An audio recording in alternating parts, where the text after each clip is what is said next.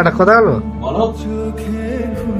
কালকে আমি একটা ভিডিও দেখছিলাম ইনস্টাগ্রামে, ঠিক আছে, মেয়েটা শর্ট ড্রেস পরে, ঠিক আছে, ভিডিও বানাচ্ছে, ঠিক আছে। আর প্রোফাইলে গেলাম, প্রোফাইলে গিয়ে দেখলাম ভিডিওটাতে ভিউজ কত এসছে জানো? 3 মিলিয়ন ভিউজ। হ্যাঁ, শুধু একটা শর্ট ড্রেস পরে ডান্স করছে, ঠিক আছে। আর আমরা যে এখানে এত মেহনত করছি, মানে এখানে কাজ করে ভিডিও বানিয়ে ঘরে গিয়েও কোনো রেস নেই, ঠিক আছে, ভিডিও এডিটিং করা, তারপর আপলোড করা। আর আমাদের কত ভিউজ আসছে জানো? শুধু 200টা ভিউজ, শুধু 200খানা ভিউজ, আর একটা ভিউজ নেই।